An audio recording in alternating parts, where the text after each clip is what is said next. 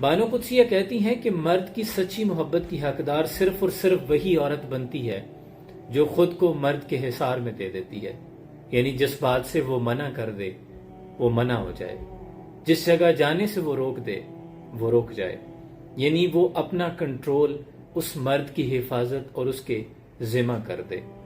وہی اس کے دل پر حکمرانی کر سکتی ہے۔ بانو آپا عملی طور پر خود اپنی زندگی میں اپنے شوہر اشفاق احمد صاحب کی کس قدر اطاعت گزار تھی، اس کی جھلک آپ کو دکھائے دیتا ہوں۔ ایک موقع تھا کہ بانو آپا، اشفاق احمد اور ان کے ہم عصر ادیب، یہ تمام لوگ کسی محفل میں موجود تھے، کسی جگہ ایونٹ تھا، تو بانو آپا قدرت اللہ شہاب صاحب سے باتیں کرتی کرتی صدر دروازے تک آ گئی، یعنی محفل برخاست ہونے والی تھی۔ اشفاق احمد صاحب پیچھے تھے،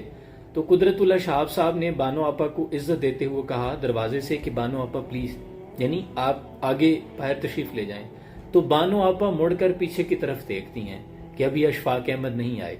تو قدرت اللہ شہاب بھی چونکہ پڑھے لکھے تھے، تو بڑے اوپن مائنڈڈ لوگ ہوتے ہیں، ان کے ویژن اور ان کے کردار بڑے عظیم لوگ تھے، تو کہنے لگے کہ بانو آپا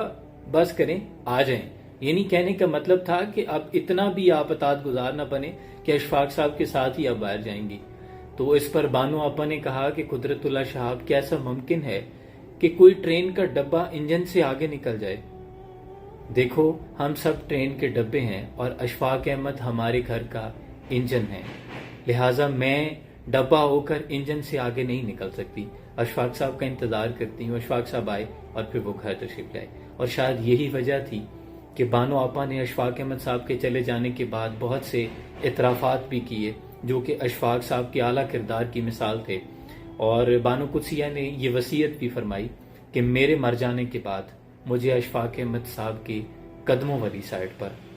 پیروں کے قریب دفنایا جائے، یہ میری خواہش ہے۔